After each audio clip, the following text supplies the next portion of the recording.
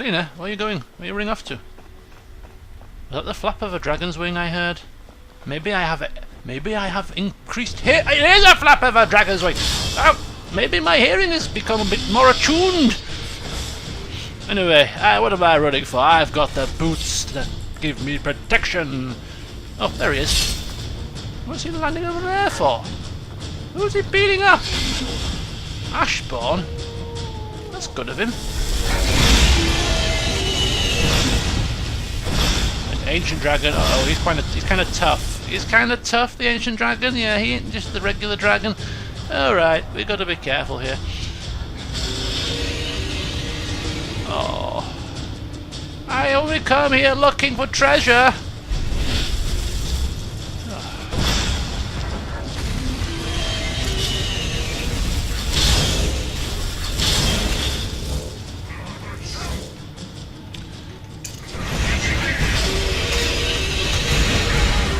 Okay, they're taking care of business. I need to find...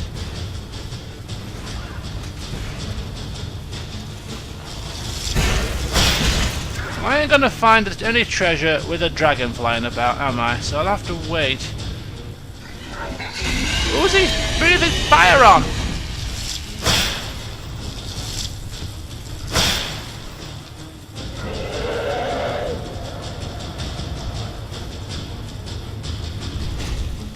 God.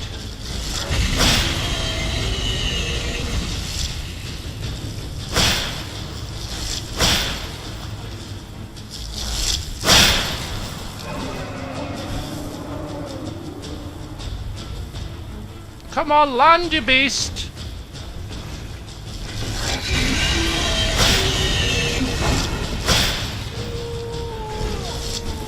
Who's attacking the poor thing here? Who the hell's Revis? Revis?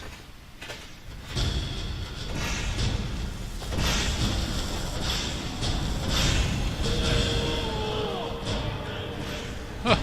Revis is running for the hills, man. He's left his thing behind. I can't remember what they call them things. He's left it behind for dust. Oh. Come here! Your end is die!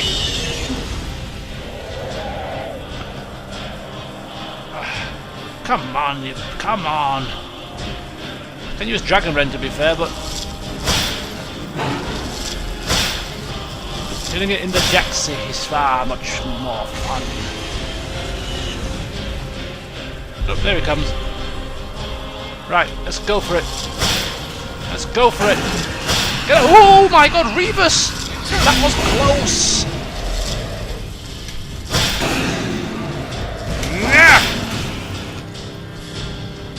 Berlina took my kill. Reminds me of my World of Warcraft days. The age-old art of kill stealing, you know. Actually, it wasn't kill steal. You couldn't kill steal. What was it called? When you, oh yeah, when you were trying to grind for items, and certain items dropped off a certain enemy.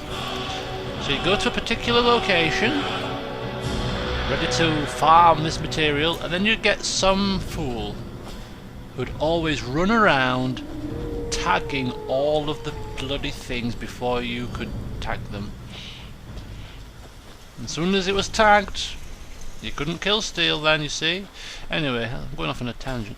I need to find myself some treasure. Now, how on earth is this going to work? It appeared to be, if we go back to the inventory, it appeared to be on the southeastern corner, the southwestern corner, around about, yeah, we're literally in the right spot here. So how do we locate said treasure? I don't think it's... I don't think... Uh-oh, he's going to now get attacked by Ash. Oh, he's actually fighting now for a change.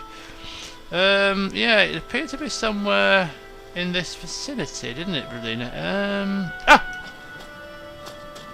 Ah! Expert lock chest, I You think that is going to stop me? Oh!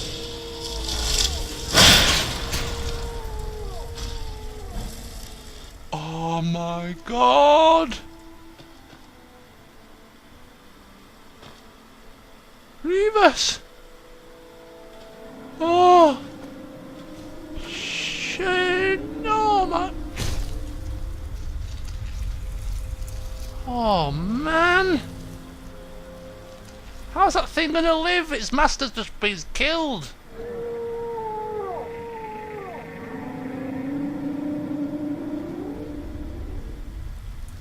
Oh no! Oh! This is awful. This is awful. I haven't accidentally killed somebody since poor Carjo passed away. In fact, I wasn't even sure I killed Carjo, to be honest with you.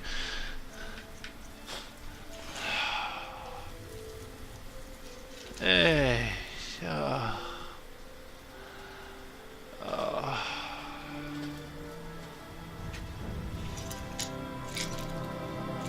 Somehow it makes treasure hunting seem far more hollow now. I just killed a man, an innocent man. Killing a bandit that's trying to take your head off is perfectly fine, but the poor... Oh, Deathbrand boots! Increasing your carrying capacity. Marvellous. Right, that's 2 of the 4.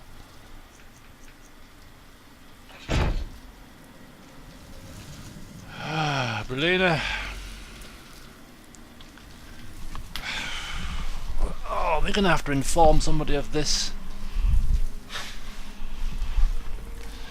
I hope they don't imprison me. Okay.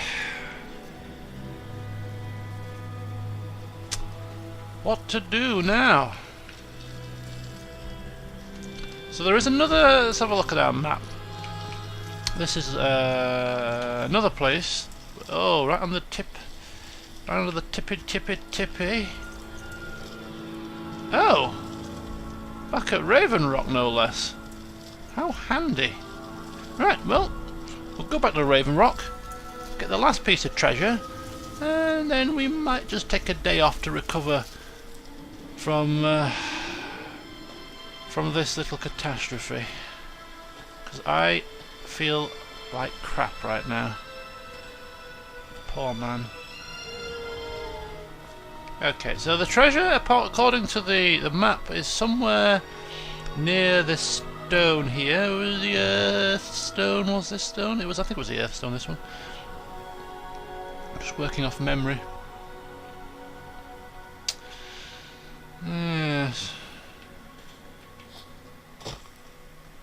Don't know. Was it the earth stone? It was. Bones of earth! Oh, that'll do. Okay, so there is apparently another piece of the Deathbrand treasure somewhere near here. Let's keep our eyes peeled, Berlina.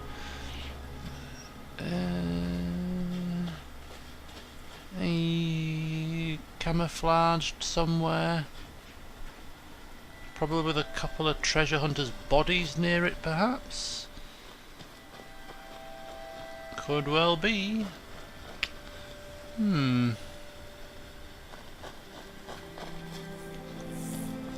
Right, so we start from here and work out. Oh, wait a minute, what's that? We have a Nern route.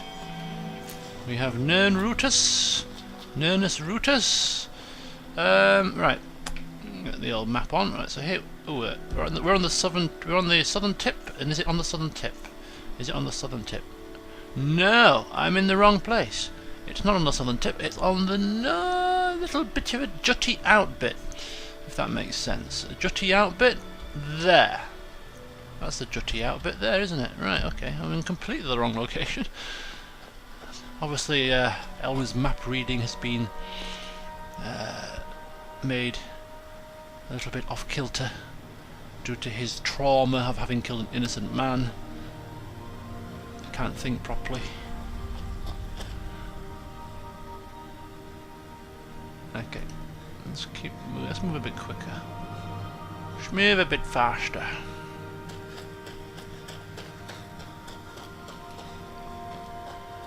Uh-oh. Is that a treasure hunter? Reaver Lord. Uh-oh. You really don't want to... You really do not want to... Okay, you do. You want to annoy me? Today of all days? After what I've endured? You want to dance? With old Elwynn?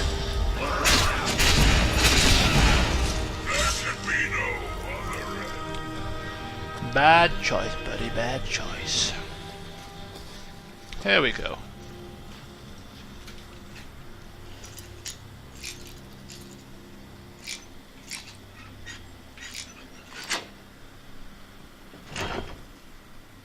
Deathbrand armor. Very nice. So we are only missing one more piece of the set, and that is the piece that is slightly north of here. I wonder if we should just go get it now, to be perfectly frank with you. It's not a million miles away. How... If you go round there, up, there should be a road there, and it's just near the bottom hill. Let me just look on the map and see if I can pinpoint exactly what I should be looking for. There you go round, you should be coming round the mountain when she comes. There is a pathway, apparently. Which pathway is it speaking of? Not sure. I think it's this pathway here. Okay, so if I bring back the journal, let's just get my eye on the prize. Yeah, there's a pathway right there, just a little bit further north. It goes inwards a little bit. Okay, so there's a pathway.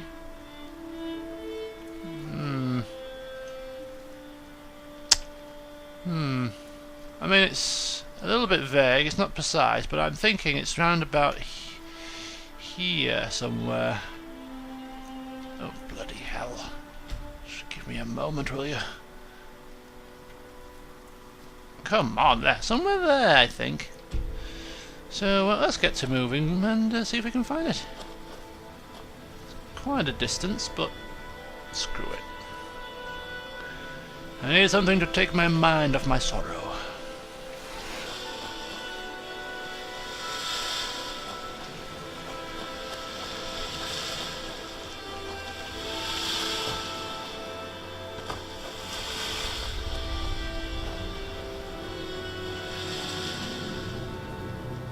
Well, I don't feel any different. I don't feel any side effects from Master Neloth's little experiment. Unless you count killing innocent civilians a side effect. Maybe I'm subconsciously becoming more evil without even knowing it. Could be. Maybe I'll use that as the excuse. What the hell? Is that some trolls?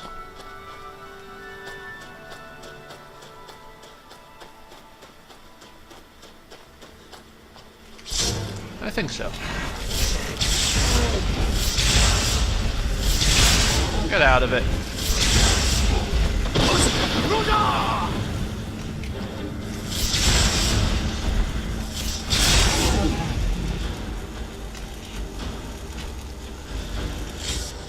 Butchery at its finest.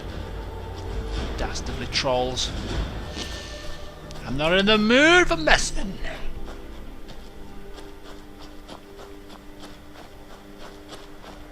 Okay, let's take a quick check on our location. So we've gone around the little gap here, so we're getting near, so I think we should just keep a close eye on any locations from here on in. I got a feeling this is going to be a little bit more tricky to find this one. Hi guys, I did free you from the clutches of Mirak's little stone there. You can go back to your homes now. Best be shutting off now. Okay. You're already late. Well, get moving then. You're all clumped up near the beach. Okay, now let's just keep our eyes peeled. Keep our eyes peeled. Keep our eyes peeled. Do we think it's over there, that far away? Do we?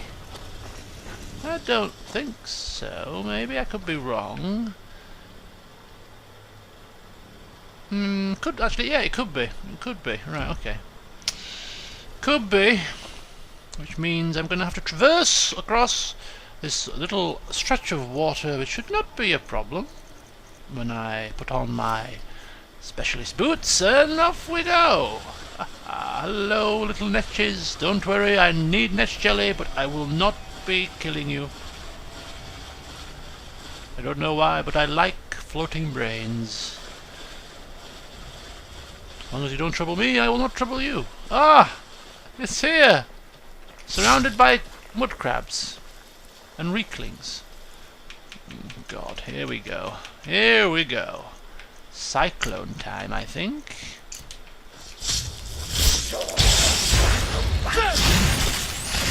Whee! It's just like a... oh! It's just like a different version to my force shout. But it's nice to have a bit of variety. Oh. As I said, just getting myself warmed up. The old breaking of the pick.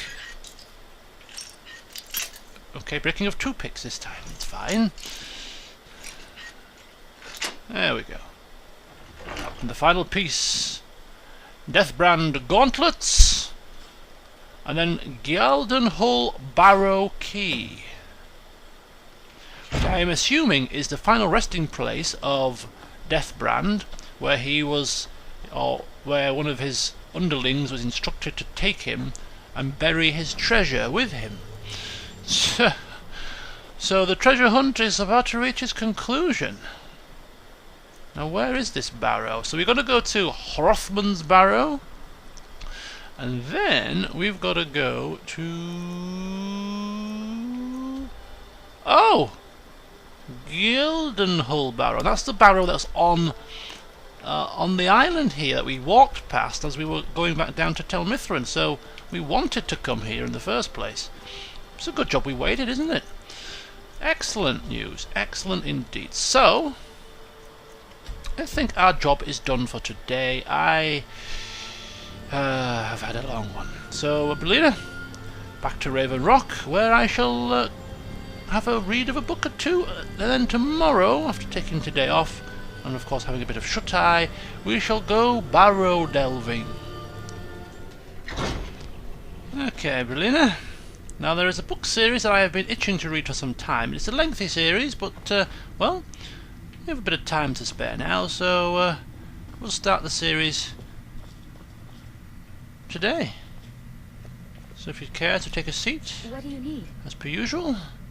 Make yourself comfy. Okay, got it. For Elwynn's rendition.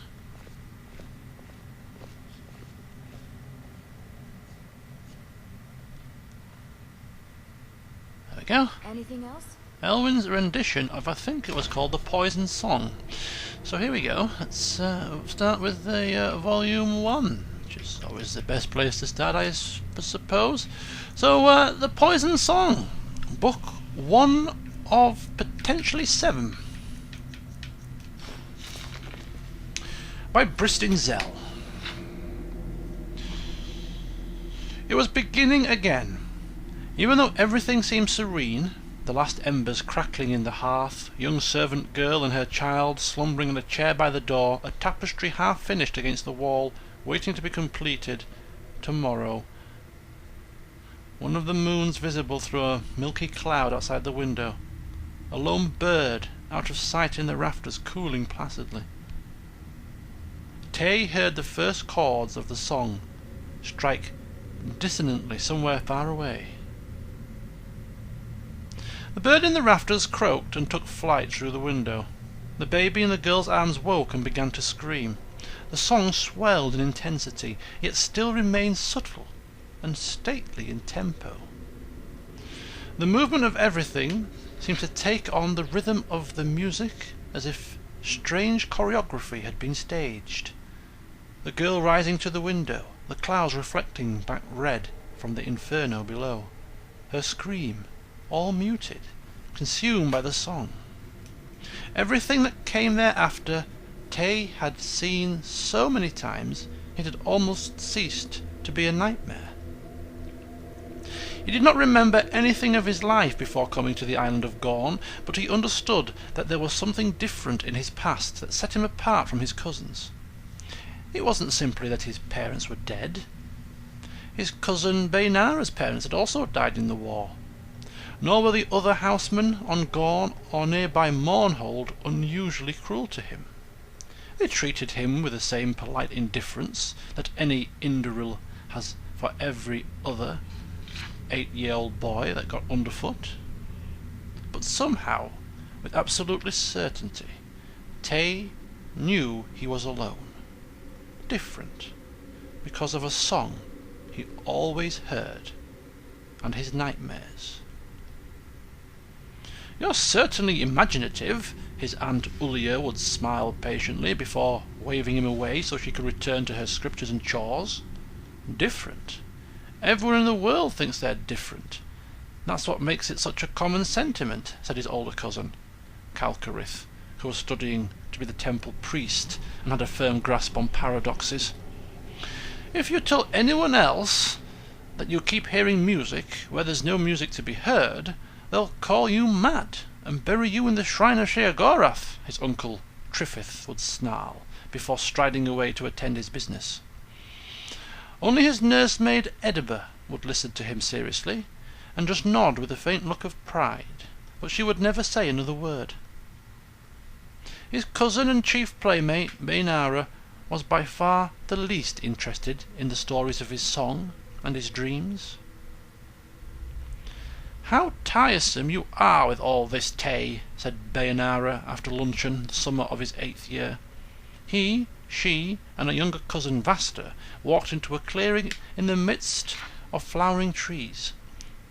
The grass was very low, barely up to their ankles, and there were big piles of leaves from the previous autumn. "Now, shall we get back to it? What shall we play?" Tay thought for a moment. "We could play the Siege of Orsinium." "What's that?" asked Vasta, their constant companion, 3 years their junior. "Orsinium was the home of the orcs, off in the Hrothgarian mountains. For hundreds of years it kept growing bigger and bigger and bigger. The orcs would come down out of the mountains and rape and pillage all over High Rock, and then King Joil of Daggerfall and Gaiden Shinji of the Order of Diagna and someone else I forgot from Sentinel all joined together against Orsinium. For 30 years they fought and fought. Orsinium had walls made out of iron, and try as they might, they couldn't break through." "So what happened?" asked Bainara. "You're so good at making up things that never happened, why don't you make it up?" So they did.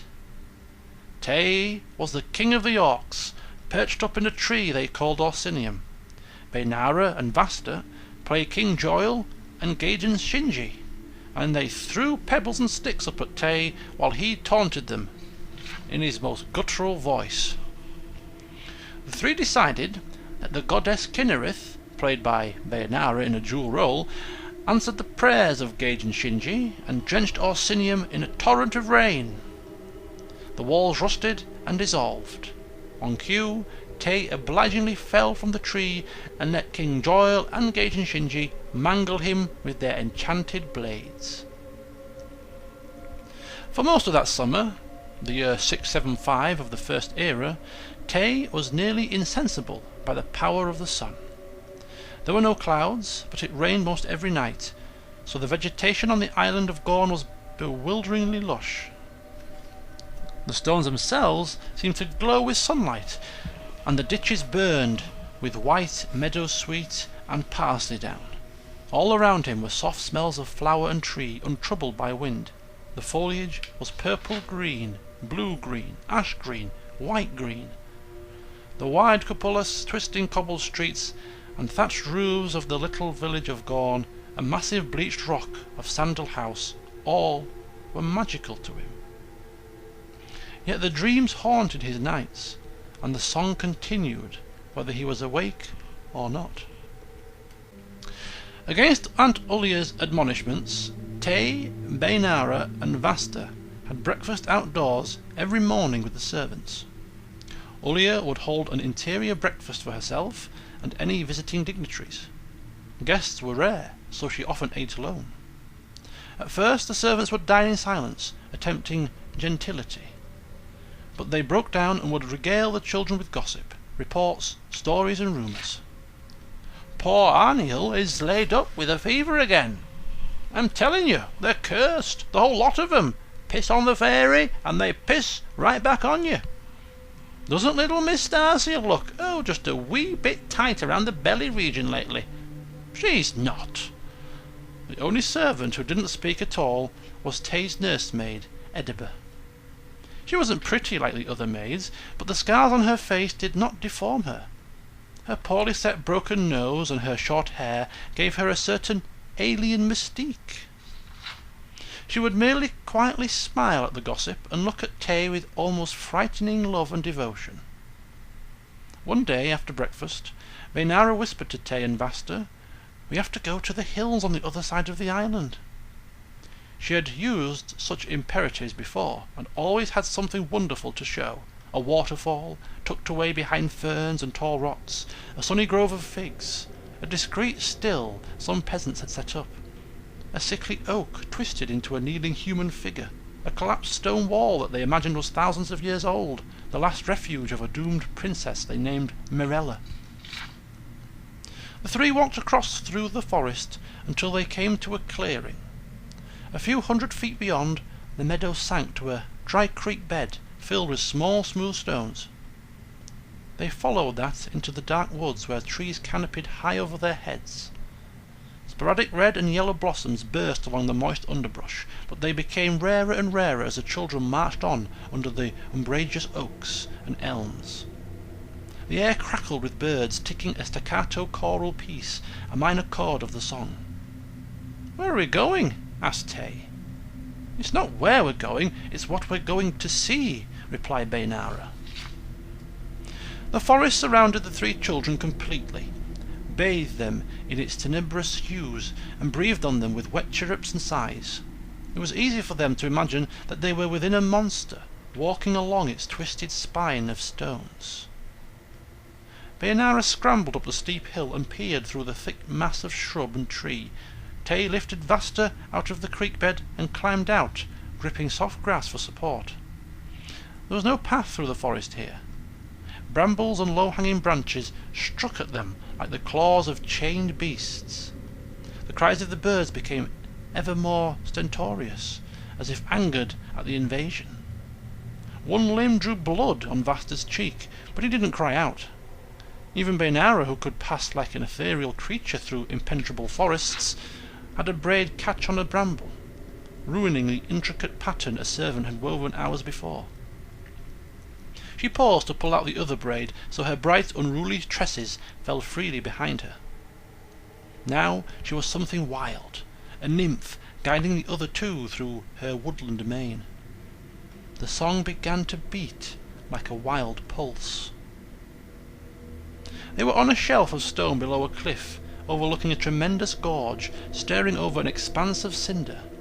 It looked like the scene of a tremendous battle, a holocaust of fire. Charred boxes, weaponry, animal bones, and detritus too annihilated to be identifiable littered the ground. Speechless, Tay and Vasta stepped into the black field. Bainara smiled, proud that she had finally found something of true wonder and mystery. "What is this place?" asked Vasta at last. "I don't know," Bainara shrugged. "I thought at first that it was some kind of ruin, but now I think it's a junk pile, just not like any junk pile I've ever seen. Just look at this stuff."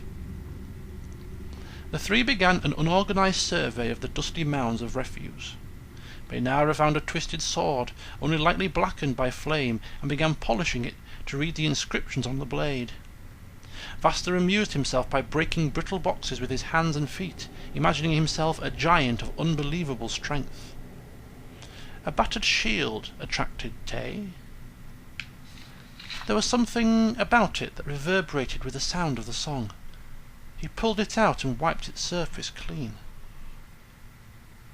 "I've never seen that crest before," said Bainara, looking over Tay's shoulder.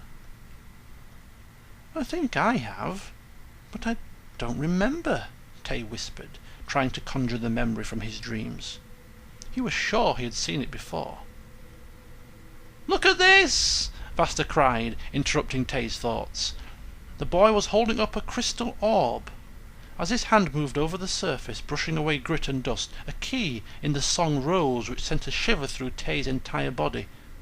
Baynara ran over to look at Vasta's treasure, but Tay felt paralysed. "Where did you find that?" she gasped, gazing into the swirl beneath the crystal surface. "Over in that wagon," Vasta gestured toward a heap of blackened wood, barely discernible from the other piles but for its cart spokes. Baynara began digging into the half-collapsed structure so only her feet could be seen. The song built in potency, sweeping over Tay. He began walking toward Vasta slowly. "Give me that," he whispered in a voice he could barely recognize as his own. "No," Vasta whispered. His eyes locked on the colours reflected in the heart of the globe. "It's mine." Baynara dug through the remains of the wagon for several more minutes, but she could not find no treasures like Vasta's. Most everything within was destroyed, and what remained was commonplace by any standards. Broken arrows, armour shards, guar bones. Frustrated, she pulled herself out into the sunlight. Tay was alone at the edge of the great gorge. "Where's Vasta?" Tay blinked, and then turned back to his cousin with a shrug and a grin. "He went back to show everyone his new plunder. Did you find anything interesting?" "Not really," said Baynara. "We probably ought to get back home before Vasta tells them anything that'll get us in trouble." Tay and Baynara started the walk back at a quick pace. Tay knew that Vasta would not be there when they got back. He would never be returning home again. The crystal globe rested snugly in Tay's satchel, hidden under a pile of junk he had picked up. With all his heart, he prayed for the song to return and drown out the memory of the gorge and the long, silent fall down.